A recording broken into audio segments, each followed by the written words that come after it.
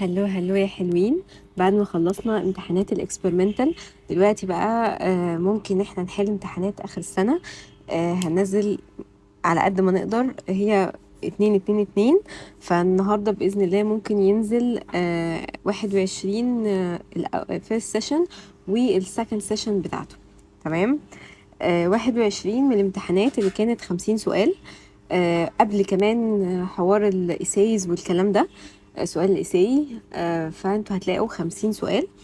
النصايح بقى الأولية واحنا بنحل أي امتحان إن احنا نظبط الساعة بتاعتنا أول حاجة. يعني نعرف ان احنا بنحل في قد ايه، هل احنا بنحل في 3 ساعات، في ساعتين، في ساعة. المفروض ان انا بيكون جنبيا كراسة المفاهيم، بس مش بفتح الاصلي ذات نفسه. بعد ما اصحح اعرف هو انا وقعت في ايه.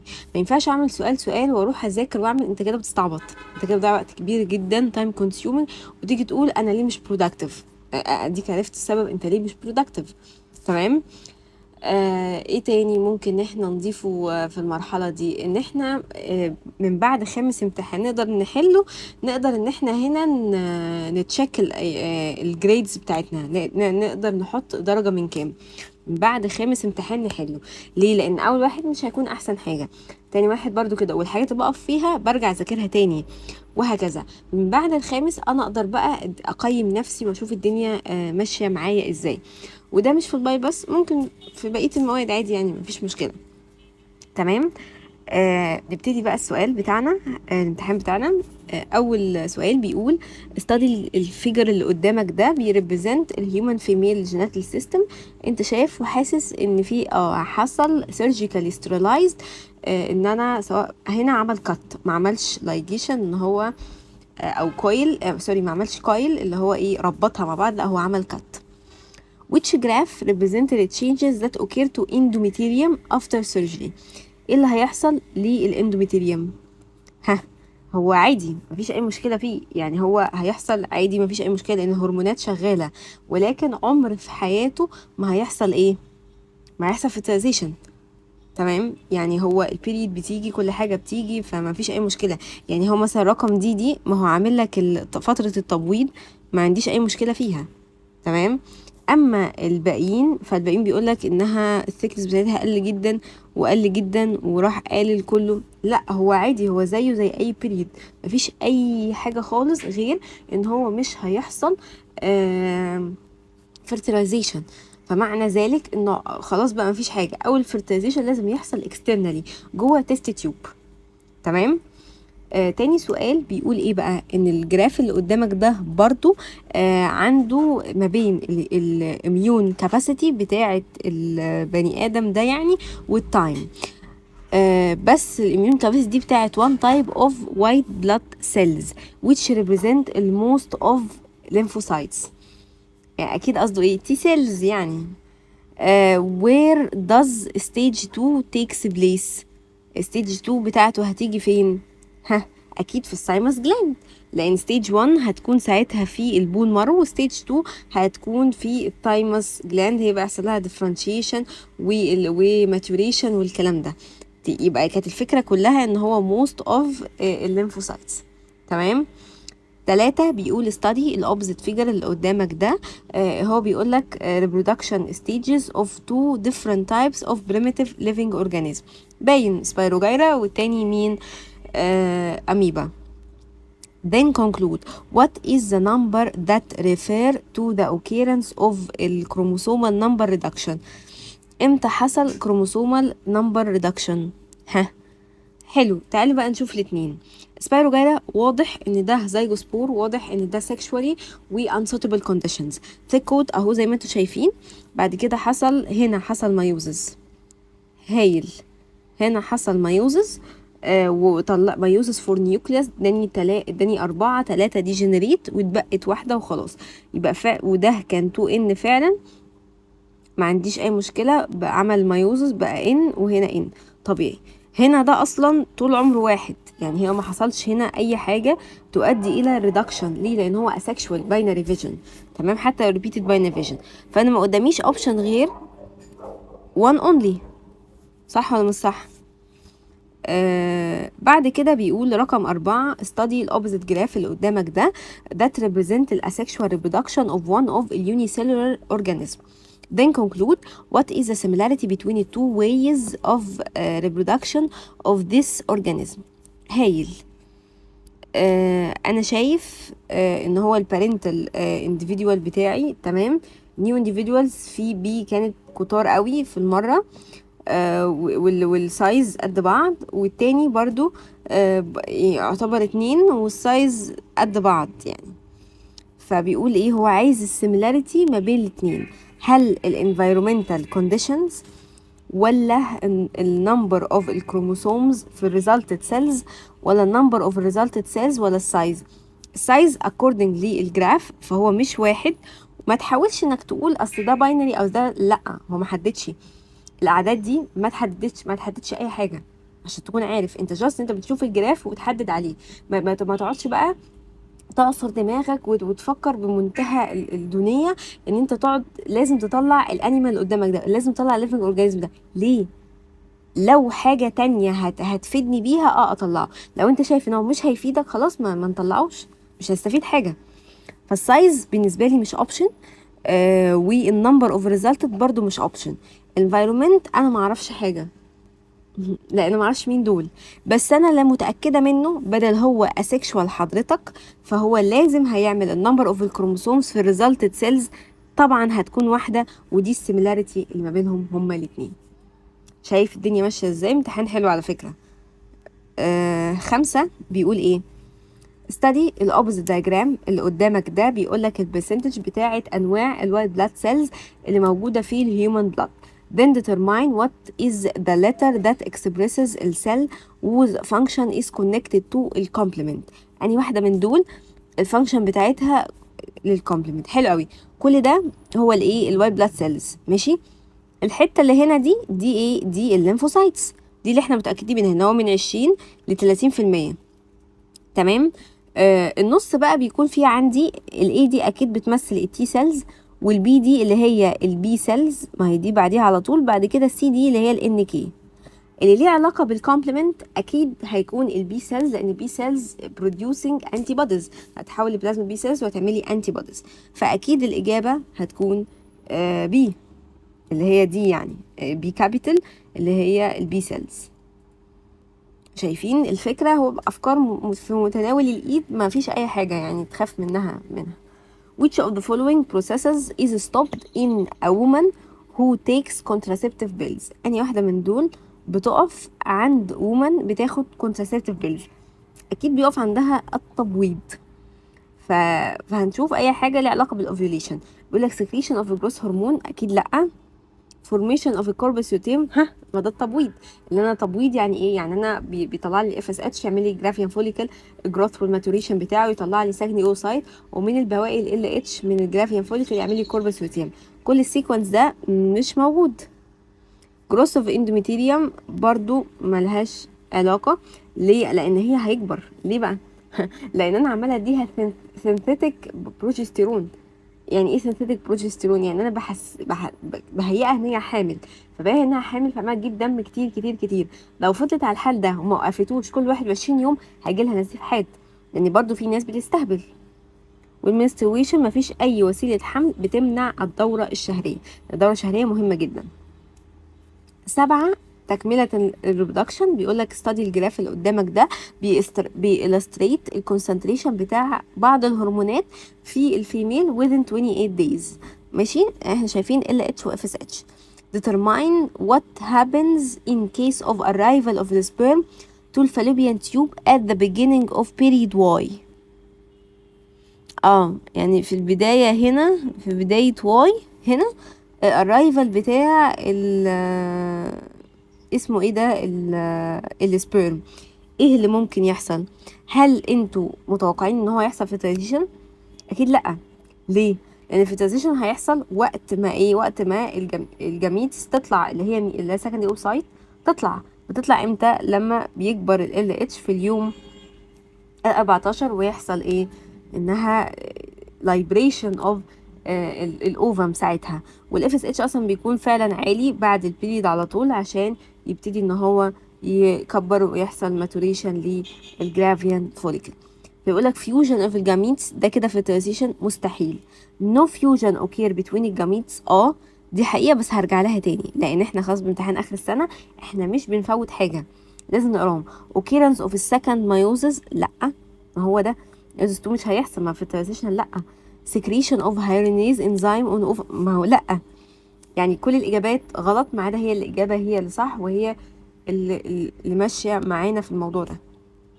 8 بيقول study ال following diagram اللي قدامك ده that illustrate الستيج بتاعة الميل جاميت formation في البلانت. 2N اللي هي السبور ماذر سيل، عملت بروسيس 1 عملت لي N يبقى أكيد مايوزز، بعد كده بروسيس 2، بعد كده بروسيس 3. What is the purpose of process 2؟ تتوقعوا ايه هي يتوقع ايه هي؟ يبقى احنا محتاجين نعرف ايه هما. ال2N ده السبور ماذر سيل عملت مايوزس ديفيجن، عملت ايه؟ المايكروسبورز. تمام. بعد كده بعد المايكروسبورز انا عايزه بروسيسز دو تعمل لي ايه؟ هتعمل لي ديفيجن بقى ليها وديفرنشيشن، بحيث ان انا اقدر ان انا عادي اجيب بقيه الستبس بتاعتي. كروموسومال كونتنت ريدكشن ده ما حصلش، ولا الدبليكيشن حصل، ولا الثيكن اوف البولين كود فور بروتكشن، لان ده كان هيبقى ايه في الاخر. ولكن الديفيجن بتاع الميكروسبور نيوكليوس and its differentiation هو بقى ده اللي حصل عشان يكونوا ايه 4، لان هي مقسومة كده. تمام. احنا بقى عايزين انها يحصل لها ايه النيوكليوس بتاعتها division، وان هما ايه يكونوا عندي. تمام. دلوقتي سؤال رقم 9 بيقول ان انا عندي نص انتي بودي زي ما انتوا شايفين كده موجود في البلد X Y Z و M. What is the symbol of the structural part that distinguish this type of antibodies from the other types of immunoglobulin؟ ده بيفرق عن اي انتي بودي او اي immunoglobulin ازاي؟ اكيد عن طريق الايه الانتيجين بايندينج سايت. واي دي هتكون ايه مختلفة على حسب الانتيجين اللي انا همسكه. سوري اللي هي اكس، فهي هتكون اكس. يعني دي اوقع حاجة. الباقيين ما عنديش فيها مشكلة، نفس الشيب نفس كل حاجة، ولكن اللي بيتغير او الفاريبل او اللي بيفرق ما بين الاتنين اكيد هيكون الايه الانتيجين بايندينج سايت او الفاريبل. 10 هو بازل بيقول لك انهي من الاثنين نيوكليك اسيدز دول اقدر امسكهم لبعض او يبقوا كومبلمنتري لبعض. يبقى انا لازم يكونوا انتي بارالل، يعني 1 و3 مثلا او 2 و4. طب مين الصح مثلا؟ واحد هنا ده بيورين بايرميدين، بايرميدين بيورين بيورين بايرميدين بيورين بايرميدين. يبقى هي 1 و3. 2 و4 مختلفين طبعا. ازاي؟ لان هنا بايرميدين وبيورين سوري بايرميدين وبيورين، اللي هو اول واحد دي اصلا غلط. 11 بيقول لك which of the following exist in immunity level C only؟ مين اللي موجود في C بس هيكون ايه؟ يعني هو لو جينا شفنا الفيجر هنلاقي بكتيريا سيل جايه تخترق الاميونيتي ليفلز في الهيومن. يبقى first second third، يبقى انا سي دي هي الثيرد. مين اللي هيكون في الثيرد عندي؟ اكيد هيكون الانتي بودي. طب احنا عندنا فورس، ممكن يكون قصده سبريشن بعد ما خلص مثلا كل حاجه خلصت وعايزين بقى اطلع تي سبريسر. 12 بيقول لك which organism gives result that differ from الفرانكلين reached by using technology of the X-ray diffraction through its general material genetic material. فرانكلين قالت ايه؟ طيب فرانكلين قالت والله ان انا حاسه من الدايمتر ده ان انا عندي اكتر من 1 ستراند. حلو. طب يعني انا كده بدور دلوقتي ما يخالفه، اذا 1 ستراند صح. يبقى مين معاه 1 ستراند؟ اكيد اي فيروس، بس مش اي فيروس. يعني لو بكتيريوفاج فانا اكيد مش هختارها. تمام، يعني خلي برضو فيه ذكاء لانه دي ان ايه. الفيجر اللي قدامك ده بيقول لك if you know that the chromosomes consist of one chromatid before the duplication دي حقيقة، و after duplication the chromosome consist of two chromatids دي حقيقة الميتافيز. the opposite figure illustrate one cell in the beginning of the division. يبقى المفروض الاقي ايه duplicated. what can be concluded from the figure؟ انا شايف ايه؟ والله انا شايف 2 كروموسوم 2 كروموسوم 2 كروموسوم وده 1 كروموسوم، يعني هنا في مشكلة كبيرة قوي. تمام. ده اللي انا اقدر استفيده من الفيجر، بس انا لو جيت قريت هيقول لك ايه The two produced cells contain same، لا هي أكيد مش same DNA ولا same chromosome لأن في نقصان. Replication of gene content is occurred before a division. لما نيجي نشوف دي بقى، يعني دي according للفيجر، أنا محتاجة أشوف الفيجر ذات نفسه هيقول إيه. بيقول لي this disturbance occurred in the presence of DNA replication. هي دي في مشكلة حصلت بسبب في أثناء ال DNA replication. لأن لما أجي أقسم ده بالنص في واحد هنا اتظلم عندي، في واحد مش هيكون عندي mutation.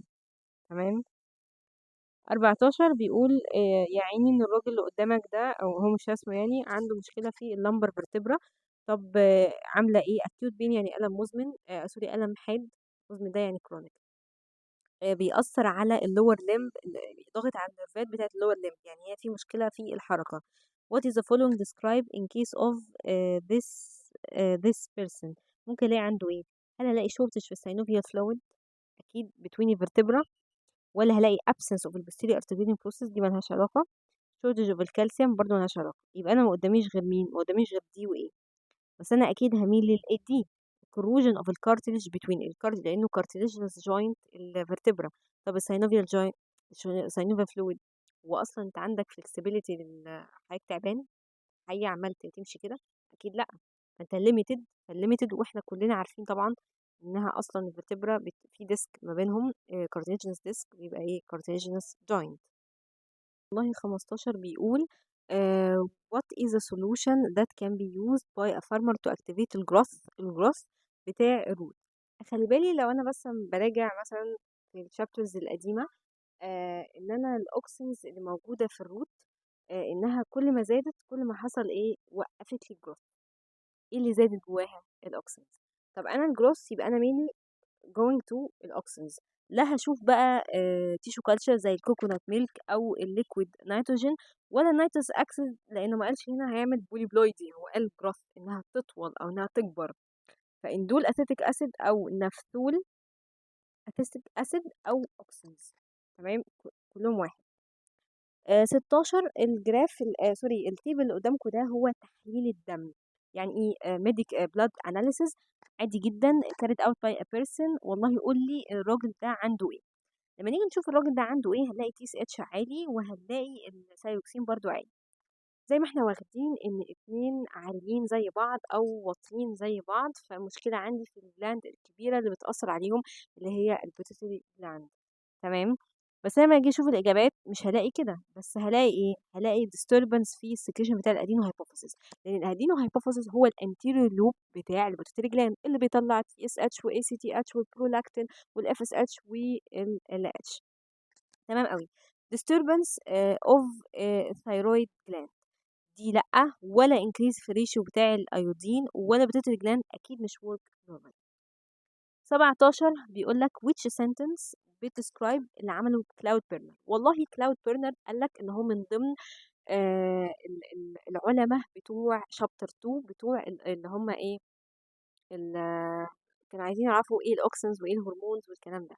فاشتغل على الليفر وقال لك والله دي عندها internal secretion اللي هو الجلايكوجين واكسترنال secretion اللي هو البايل. ما قالش اي حاجه تانية، ما قالش جلاند، ما قالش اي حاجه تانية. فلما نيجي نقرا هنقول ايه the liver secrete البايل جوس in the alimentary canal، هتبقى رقم د. دي سوري البايل جوز مكوناته ايه او بيعمل ايه؟ لا. طب انا خدتها في تانية ثانوي، كلاود قالها، لا يبقى خلاص ما نقاوحش. liver has a role in maintaining sugar level in the blood، لا. والliver is considered endocrine gland، لا. يعني ده ما قالوش. بعد كده بيقول لك 18 استدي الجراف الفيجر اللي قدامك ده، بيقول لك ده كروموسوم في الميتافيز يبقى كده هيكون duplicated. What is the type of proteins that have a role in the presence of a chromosome illustrated by this shape؟ حلو قوي. ده اللي احنا اخدناه في شابتر الدي ان ايه لما كنا بنتكلم على الدي ان ايه باكينج. كنا بنقول ان هو عادي دبل هيليكس، بعد كده بجيب هيستونز والف عليها الدي ان ايه فيكون اسمه نيوكليوسوم، بعد كده يكون كوندنسد نيوكليوسومز، بعد كده يكون كروماتيد سوري كروماتين، بعد كده كوندنسد كروماتين، بعد كده يوصل لحد الشكل اللي انتوا قدامكم ده. واللي حافظ على الشكل ده كان الايه structural non histone بروتينز. تمام، هي الإجابة هتكون سي. ما ينفعش أقول ده لوحده، ما ينفعش أقول ده لوحده، وأكيد الريجولاتوري مش تبعنا. 19 مبروك الست دي حامل في توأم، وتوأم ايدنتيكال، يعني معنى كده ان انا اوفم واحده بس اللي طلعت وسبيرم واحد بس عمل فيرتيلايزيشن، بعد كده ناحيه المريض راحوا اتقسموا الاثنين ايدنتيكال سيلز وكبروا في 1 بلاسينتا برضه. تمام، فاكيد هيكون عندي 1 كوربس يوتيوم. ما ينفعش اختار 2، ما ينفعش اختار 2، ما ينفعش اختار ولا حاجه. ليه بقى؟ لان هي واحده بس. طب لو كانوا فراترنال اختار 2. تمام، هو بيحب قوي الافكار دي. بعد كده بيقول لك ايه بقى؟ بيقول لك 20 study الاوبوزيت diagram اللي قدامك ده represent الافكت بتاعه الهرمون X Y and Z on different parts of the human body, then determine what are the glands that secrete Y and Z hormone respectively. يبقى احنا محتاجين ان احنا نعلي كده ونشوف. والله Y بتأفكت temperature الويت والاي تي بي وافكت الهارت بيتس. اعتقد once ان هو قال temperature يبقى انا ممكن اعمل ايه؟ الثيرويد جلاند. ماشي. affect الليفر فانكشن اي تي بي والويت بادي ويت ممكن ما اعرفهاش، بس انا لو انا اخترت الواي فانا كده هقفل دي وهقفل دي. اختار بنكرياس ولا باراثايرويد؟ اعتقد ان كده ممكن نختار بنكرياس لان هو ما جابش سيره الكالسيوم. هو الباراثايرويد باراث هرمون يعني بيزود الكالسيوم في الدم. تمام، فممكن اختار سي. جدع اللي يقول لي زد دي اكس دي هتكون ايه؟ affect respiration rate والاي تي بي والنمبر اوف الهارت بيتس. ممكن تكون الايه؟ الادرينالين او الايه؟ الادرينال مضل. تمام، برضو دي. بعد كده بيقول لك رقم 21 انهي شهر من الحمل بيعمل لي فورميشن اوف الفايبرز جوينت بتاعه الامبريو سكال ستارتس. مين الاوسيفيكيشنز والحوارات دي والكلام ده؟ يعني الجوينت اكيد هتحصل بعد السكال فورميشن، يبقى انا بلعب في رابع خامس سادس مثلا. فلما اجي اشوف الاقي الخامس موجود، لا التالت ولا التاني ولا اكيد السابع. تمام، في ناس اصلا بتولد من السابع بيبقوا جاهزين. بعد كده 22 بيقول لك الفولوينج ده لازم يكون عندي يعني عايزين حاجة تختارها لي ليه كروس بولينيشن باي الويند. حلو قوي. الويند لازم يكون خفيف، مش تقيل، ولازم يكون بيبقى فيه كأنه كده كده عشان يعرف يشوك كده عشان يقدر يمسك في الانسكت، ولازم سوري مش في الانسكت عشان يقدر ان هو ما يبقاش لا، دي هتبقى في الانسكت، دي ملهاش علاقة بالويند. فهي ميلي هيكون نمبر بتاعتهم كبيرة قوي وهيكونوا خفاف. طب لو جه قالك باي انسكت يبقى اللي انا قلت عليها دي لازم يكون خفيف ولازم يكون مشوك، عشان مش مشوك على الاقل يكون رف سيرفيس عشان يقدر يمسك فيها. ولازم يكون عندي كورولا كولرز كتير قوي في البيتال. عشان كده مش هختارها في سي ولا هختار بي ولا هختار دي، ان الستيجما از لور ذان الانسر. طب ما ده اصلا سيلف. تمام، فمفيش غير ايه؟ ان بولينج رينز طبعا اعداد الرجاله بتكون كتير جدا عشان اللي هو كده كده بتضيع وكده كده محتاج كتير. بعد كده 23 بيقولك ده شكل في الساركومير. طبعا احنا عارفين الشكل ده ومش كونتراكتد، ده ريلاكس. نشاور على واحد ده الاكتين، ونشاور على 2 ده اكيد الميوسين. هو سؤاله ايه بقى؟ بيقول what is the similarity between 1 و2 ال ability to move during the contraction relaxation. للأسف الريلاكس يعني ال ability to move أصلا ملهاش علاقة بالأكتين. يعني الأكتين بيتحرك ولكن الميوسين ما بيتحركش. all types لا، السموث ماسل مش عندها ability to form transverse links، ده في الميوسين بس. وده مش consist of ايه؟ consist of البيلدينج يونت اللي هي الامينو اسيد، وهم اصلا ايه؟ سوري، وهم اصلا ايه؟ بروتين. دايما على طول موبايل 20%. مش عايز يكتب، او هم اصلا ايه؟ بروتين. عندنا 24 بيقول الأوبوزيت فيجر اللي قدامك ده عامل group of vital processes takes place in one cell when nucleic acid produces structural X. It needs to perform two successive processes. ايه successive processive اللي هو بيعملها structural X ده؟ هو اكيد دي عمليه ايه؟ انا شايفه دلوقتي سيل وشايفه شايفه نيوكليس وشايفه نيوكليولس، فكل دول مين؟ دي عمليه الترانسكريبشن والترانسليشن. خلاص بقى، وان اكس ده هو الكروموسومز مثلا، نعتبر ان هو كروموسومز. وفي ناس كانت بتقول لي ان الدي ان ايه ده اللي مشي من عند ده دي ان ايه. هو ايه اللي يخلي الدي ان ايه يمشي كده لوحده؟ ده اكيد ار ان ايه، صح؟ بس فهو اداك هنت بحيث ان انت ما تجيبليش سيت ريبليكيشن، تجيبليش سيت ريبليكيشن ابدا، هو ترانسكريبشن النسخ وترانسليشن عشان اعمل بروتين. 25 بقى يا صديقي، الفيجر اللي قدامك ده describe one of the required immunity stages acquired study it then answer. ايه substance ايه دي؟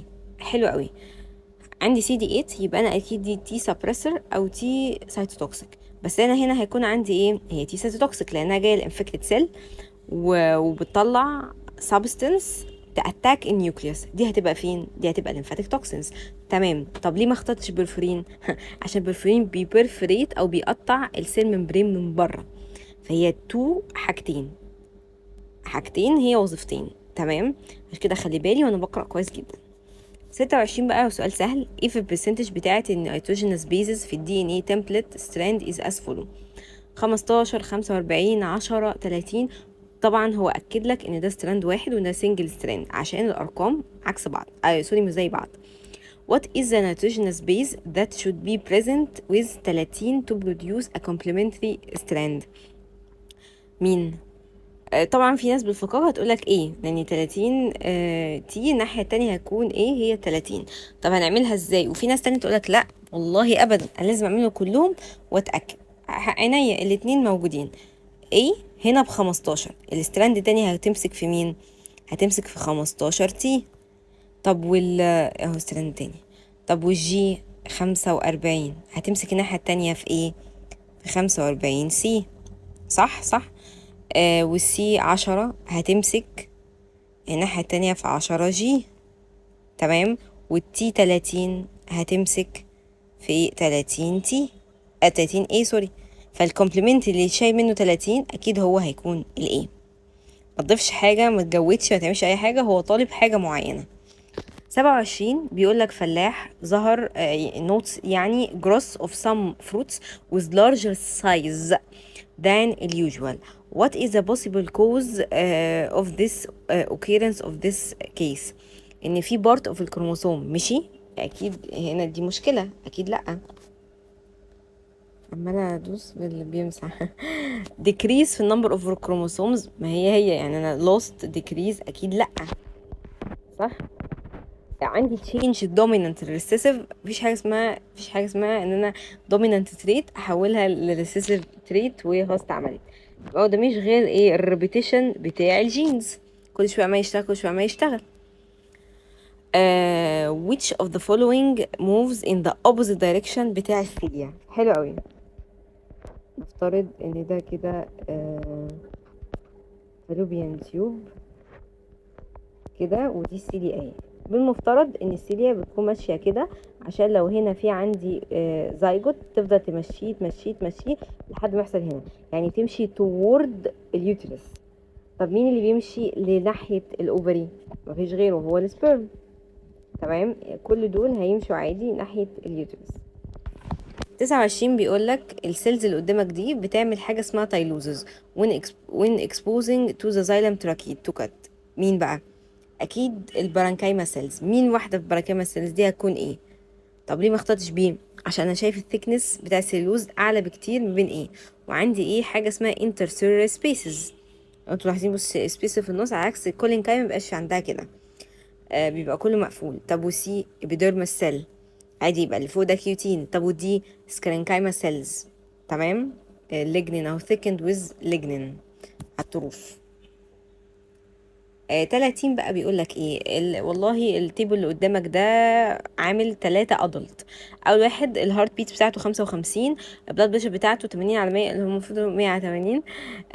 الويت بتاعه 150. انا ملاحظ ان الويت ده مش متوافق مع الهارت بيتس خالص عشان نكون واضحين.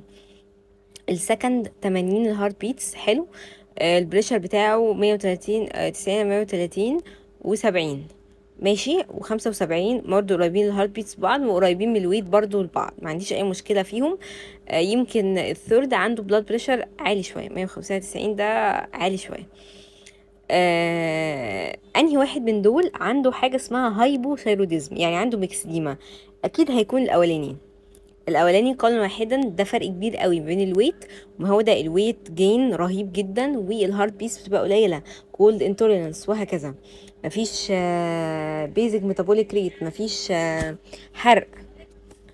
31 بيقول لك السيل ووز نيوكليوس كان بي يوزد ان رينيوكليشن تكنيك. اني واحده اقدر استخدم؟ اكيد الريد بلاد سيلز ما عندهاش نيوكليوس اصلا. سكند سبرماتوسايت وسكند سبرماتوسايت يعني خطوه بعيده قوي. انا عايزه السيل انها تكون ايه، عملت زيجوت وعندها ديفرنشيشن. ده اللي احنا كنا ناخدها في المنهج، السيلز بتاعت الميريلا، انا باخد منها حته واروح اعمل يعني ايه ريكوجنيشن اللي احنا اخدناها في الفروج. الضفدعة اللي هي ضفدعة أخدت من واحدة الميري لاسيلز بتاعتها، والتانية أخدت منها الكوت بتاع الأوفن بتاعها، شلت النيوكليوس اللي موجود هنا وحطيت من ده، وبعد كده رحت زرعتها في واحدة تالتة خالص. تمام، عشان أحافظ على النسل بتاع الأولانية. لو مثلا عندي مشكله اللي هي الضفدعه الذهبيه دي اللي كنا بنستخدمها في الطب، قلت يعني حصلها ممكن كانت داخله في اكستنشن، انا مجرد ما بين اخدت واحده بس زيجوت واحد بس ميري واحده بس، قدرت اني ازرعها في ضفادع كتير جدا. فالضفادع اللي موجوده كلها جابت لي مين؟ الصفرة، صح؟ بعد كده 32 فكرة الإكزون والإنترون. الإكزون هو الكودينج اللي أولها إي، هي اللي فيها كود. تمام، يعني أنا بقدر إن هي شايلة كودز وتقدر تتحول لإيه بعد كده، أنا أقدر استخدمها إنها تبقى بروتين كودينج. أما الإنترون فهي نون كودينج، مش شايلة كودز أصلا، أقدر إن أنا اعملها بعد كده بروتين.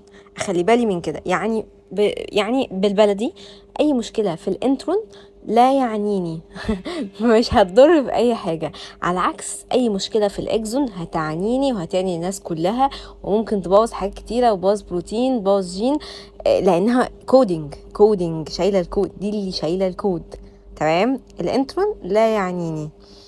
which figure expresses occurrence of a defect. اوبا، يعني هي جت على حاجة بتعنيني in the DNA causes a change in the resulted protein from this gene. تقريبا يعني اللي انا فاكر السؤال ده ان هو كان هنا لونه اسمه ايه ده، زيتي. كان الانترون لونه زيتي، والاكزون كان لونه ابيض زي ما هو موجود كده، حاجه زي كده. وكان الدي والاي هما دول كانت المشكله فيهم في الاكزون، في الانترون. تمام، فانا عندي مشكله بقى في الاكزون، لان انا عندي ديفكت. لا اختار بي لا اختار سي، لان دي المشكله هتكون في الاكزون، ده الاكزون ده اللي فيه الكود. اختار بي ولا اختار سي؟ يعني لما بيبقى كامله كده، يعني مثلا انا عندي مشكله مثلا في بي التي، طب انا عندي الناحيه التانية ايه لايجيز وهيظبط الحوار، بس المشكله بقى عندي في السي ان الاتنين فيهم مشكله، ودي مشكله كبيره. فلما اجي افكر لا افكر في سي. 33 يعني سؤال تاني مش فاكره، كانت هنا بيقولك لو ايه اللي يحصل فيه مشكله ومش مش هي مش مش هيضرني. تمام، مين اللي مش هيضرني؟ الانترو، ما هو لا يعنيني. اما لو حصل مشكله في الاكزون هنا هيبقى يكون فيه ديفكت. نفس الفكره باشكال بقى مختلفه. 33 اللي قدامك دي السويمنج بتبقى انتجريشن للبادي ماسلز يعتبر. when doing this physical activity بتبقى انت حاجات كتير قوي بتتحرك. what are the muscles that mostly need energy to perform this activity؟ يعني انا منكرش ان في حاجات كتير بتتحرك، بس مين اكتر واحده يعني بتحتاج انرجي؟ اكيد الارم والشولدر، دراعاتي وكتافي قاعدين رهيب بتتعب كده ان شاء الله لما نيجي نصيف يعني بعد الامتحانات. 34 بيقول لك ايه بقى؟ والله الجراف اللي قدامك ده بيميل لك الكونسنتريشن of substance that is found in the plant cells and substance B formed at the site of the cutting of the branch. مش اي حاجة، يعني هي اتكونت في الحتة دي بس. what is the relation between the two substance A and B؟ طبعا نحس ان ال A دي مثلا ممكن تكون receptors، وال B والله ما بدم هي ما قالكش ان هو قالت، فاعتقد انها ممكن تكون كورك مثلا او حاجة كون تايلوزس كده، لان دول مش هيقلوا حتى بعد انفكشن، بس دي توكسيفاينج انزيمز هتقل. بس احنا اصلا عشان ليه بديك الهنت ده؟ عشان هي ما قالتش يعني الاتنين مش acquired structural عشان نكون عارفين، يعني الاتنين مش كورك، لان الاي دي عندي ريسبتور، والبي والاي والبي مش بايو كيميكال اميونيتي، ما برضو البي ممكن يكون كورك، ما قلتش. فالاتنين عكس بعض، ما حددش. تمام، فانا ما اقدرش ان اختار سي ودي، بس اقدر اختار ان بي is formed as a response of A، لان الريسبتورز اديتها اشاره ان في مشكله هنا، you must produce او انت تفورم حاجه اقدر ان انا استفيد منها، حاجه تمنع الباثوجين ان هو يدخل او حتى يسبريد. تمام. 35 بيقول لك بقى ايه، والله if you know that it is possible to get grains of golden color rise through transferring الجين بتاع الألفا كاروتين من الكاروت plant to the following by the following steps. يعني انت هتقدر تعمل grains، حبيبات لونها ذهبي من الرايز، ان انت تنقل الجين بتاع الألفا كاروتين من الكاروت. What is the correct arrangement to get genetically modified rice؟ حلو قوي. طبعا حاليا السؤال ده كتير طريقة، مش سؤال الجين ده، ان انا هشوف البداية ما بين كل واحد، يعني اختار دي ولا اختار بي عشان اعرف اجمع. بيقولك دي ان انا بستخدم بكتيريا ريستريكشن انزيم تو سيبريت الجين بتاع الكاروت. طب ما دي حلوة قوي، ما دي هنا بقى البي بداية، ان انا هجيب اصلا الجين عشان اعمله ترانسفير، يبقى دي معايا. بي بيقولك through tissue culture we get plants which are genetic، لا دي النهاية، بعد انا ما عملت الرايز عايزة هكتره بالتيشو كلتشر، يبقى بي هنا دي مش معايا. تمام، هي الاجابة كده ايه، احنا كده عرفنا البداية والنهاية بتاعتنا. تمام. طب انا ليه اخترت A و C كترتيب؟ عشان انا بعد ما اجيب البكتيريا الدي ان ايه بتاعها بحطه في البي سي ار، فالبي سي ار دي كلونينج، يعني انا جبت اعداد كبيره جدا، بعد كده بحطه ريكومبيننت بقى دي ان ايه، بحطه امبلانتنج الجين انسايد السيلز بتاعه الايه الليفز، البلانت ليفز. بعد كده هتبقى تمام وكل حاجه، لما تكبر هاخد بقى التيشو كلتشر اللي انا ايه، هاخد البلانت دي بقى ثرو التيشو كلتشر، وهيكوني كلهم هيكونوا ايه، عندهم الالفا كاروتين جين ده. فهي فكرة لذيذة جدا، بس انت امشي معاها. السؤال ده يمكن انتوا بعتوه كتير قوي. الأوبزيت جراف represent the change of الكروموسومال نمبر في 2 living cell 2 living organism different، يعني هما مش زي بعض due to occurrence of reproduction. what is the similarity between it؟ حلو قوي. انا عندي A ده constant مفيش اي حاجة، 25 during كل حاجة. عندي B هي كانت 15 اصلا، بعد كده عملت دبليكيشن للكروموسوم بتاعتها، بعد كده رجعت زي ما كانت. مين الفكره دي ايه؟ فكره سبايروجايرا في الكونجوجيشن الايه الانسوتبل، يعني هي اصلا كانت ان بقت في الزيجوت 2 ان، بعد كده رجعت تاني ان. تمام. الايه فهو اي اسكشوال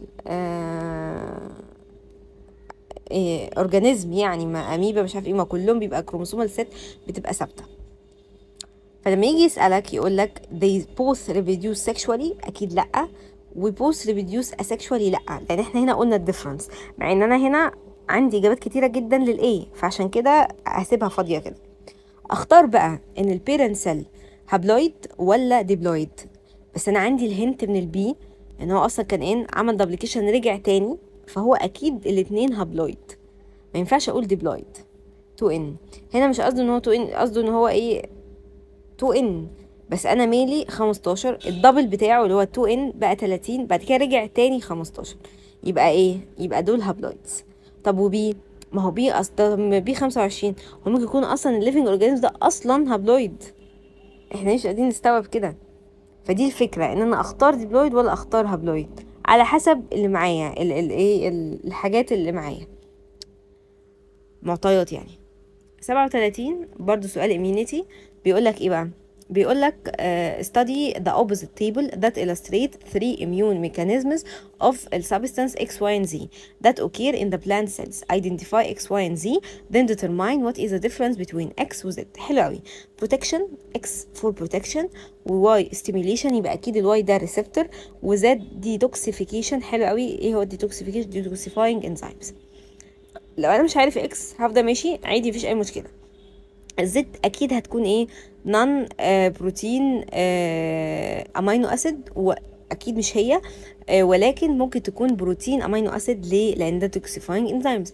فانا اصلا ايه؟ ادتني غلطه في الايه؟ في الزد، عشان نكون واضحين. طيب والاكس disappear after infection وزد increase after infection.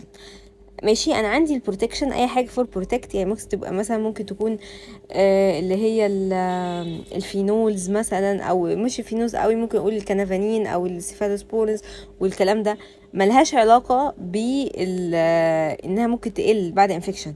او ممكن يكون بروتكشن مثلا الكورك مثلا كوناها، انا مش عارف، انا هنا قاعد مش عارف انا هختار ايه. فانها تختفي او تقل بعد الانفكشن ده مستحيل، لان انا هي I'm protecting you. ماشي. X formed after infection و Z formed before an infection. الغلطة في Z، لان detoxifying enzymes مش بتتكون من قبل الانفكشن، لازم يكون بعد الانفكشن. وده مش غير دي. وهنا دي بقى قال لك ايه؟ قال لك ان الاكس نون بروتين امينو اسيد. حلو، يعني هو حاجه من الاربعه اللي احنا عارفينهم. وزد هو بروتين امينو اسيد اللي هم detoxifying enzymes. تمام، يعني دي اللي هو ايه؟ الانتي مايكروبيال كيميكال، والتاني انتي مايكروبيال بروتين. تمام، لان احنا بايو كيميكال متقسمه 3: ريسبتور، انتي مايكروبيال سبستانس او كيميكالز، وانتي مايكروبيال بروتينز. وبعد كده اخر حاجه الحاجات اللي كانت بوست بقى، بوست انفكشن. 38 والله احنا عارفين الشيب. what is the shape of the bee fruit pod resulted from treating the flower by boiling grain powder in ether solution. دي احنا كنا بناخدها ضمن الايه؟ اخر الجمله دي من ضمن بارتينو كاربي، ان انا بكون حاجات من غير بذر. فان انا هفتح البيض مش هلاقي جواه بذر اللي هو البسله، ودي طبعا حصلت كتير قوي. فهتبقى فري اوف ايه؟ اوف سيدز. ملهاش علاقه انها تبقى فيو سيدز، يعني هنا كون سيدز هي مستحيل. انا اديت الاكستراكت taller than normal او larger than in size، ملهاش اي علاقه خالص. تمام. 39 بيقولك ان الفيجر اللي قدامك ده هو بارت من الupper limb. What is the result that of the occurrence of this fracture؟ ايه اللي ممكن يحصل fracture ده؟ طب احنا محتاجين نعرف ايه هو الفراكتشر ده، فين موجود فيه القلنة. تمام. طب ليه انا قلت القلنة؟ عشان ده صباعي الصغير، على عكس صباعي الكبير الثumb بتاعي بيكون متوصل بالايه؟ بالراديوس. حلو قوي، يبقى دي اول حاجة انا استفدت بيها من الفيجر. بعد كده بيقولك ايه؟ هل انا هيكون عندي ايه بقى؟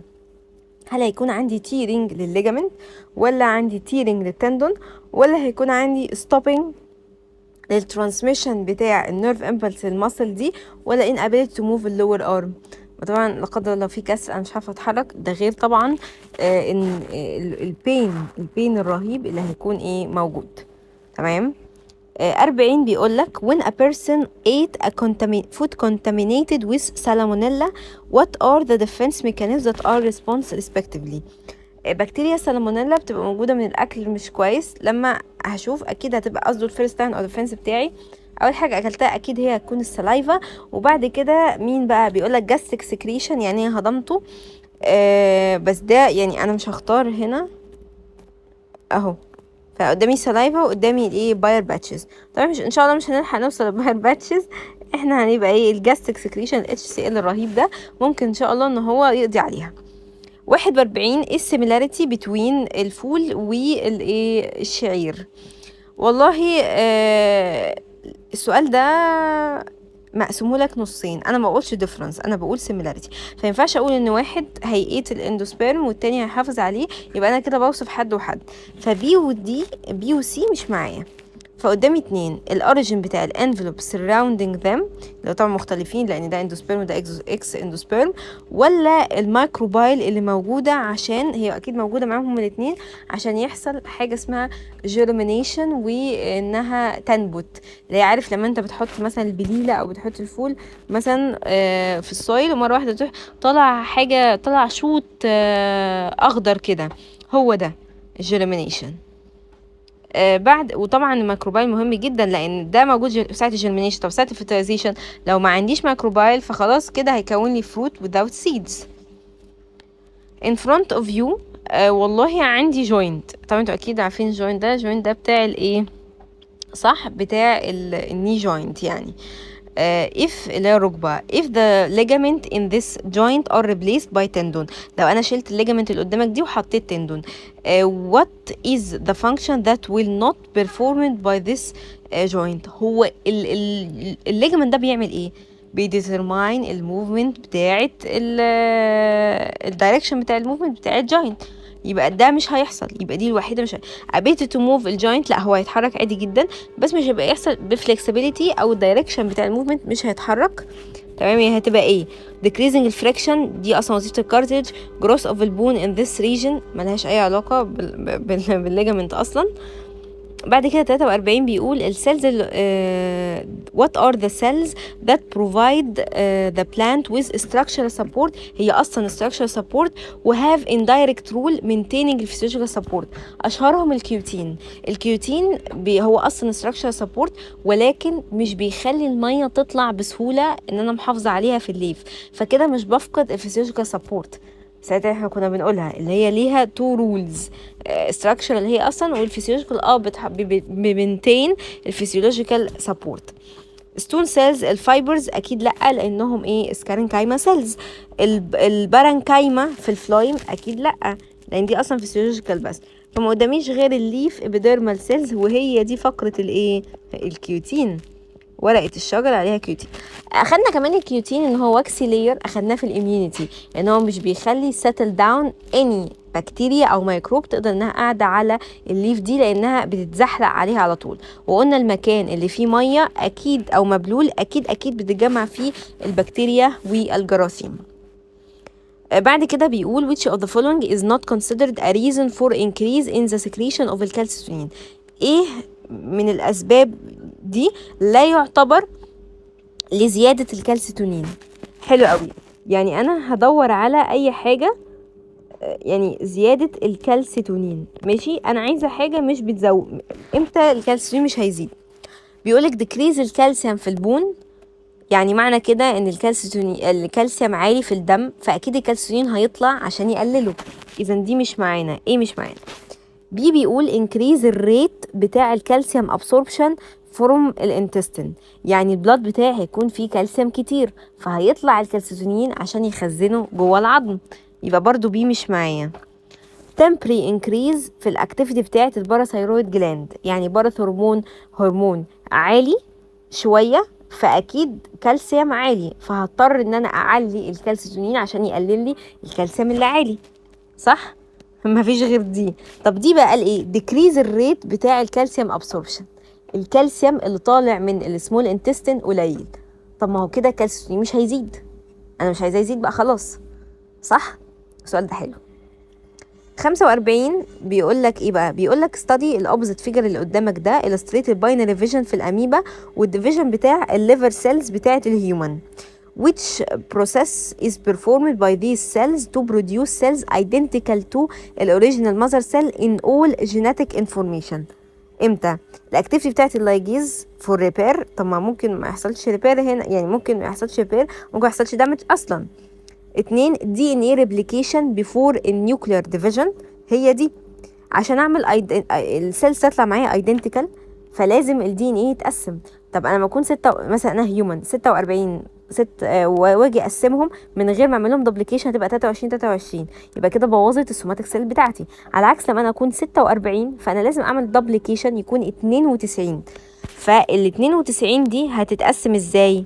هتكون 46 فاتحلت المشكله بتاعه الديفيجن، فهي هتكون بي. ترانسكريبشن او ترانسكريبشن الام ار ان اي او الار ان اي برضو مالهاش علاقه ان انا اخليهم ايدنتيكال ده للسوماتيك سيل، ده بسبب فضل الايه اكتشاف هي اصلا كانت موجوده ولكن عشان فسر لي الاكتشاف ده ايه هو الدبليكيشن او الريبليكيشن بتاع الدي ان ايه قبل النيوكلير ديفيجن ان هو ايه زاد. تمام. وكنا برضو بنراجع قلنا ان الجميت الوحيده هي اللي بيبقى عندها دي ان ايه بتاعها 23. تمام. هو بقى اللي اتقسم لان ما ينفعش ان انا اكون 46 وهو 46 ونجيب بيبي 92، لا انا هكون 23 وهو هيكون 23 والبيبي هيكون بتاعي 46.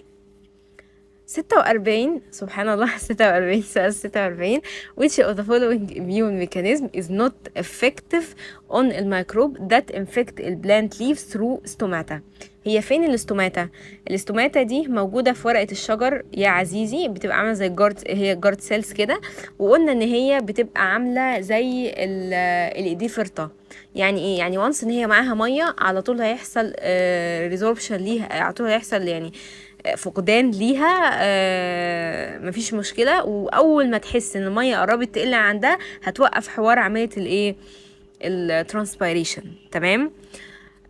فبيقول لك secretion of toxic materials as phenols، لو هنا هتبقى موجودة، طب ما هي ممكن الفينولز تيجي، ما عنديش فيها مشكلة. killing الانفكتد ليف بالهايبرسنسيتيف ريسبونس، طبعا دي اهم واحدة ممكن انها تساعدني في الكلام ده.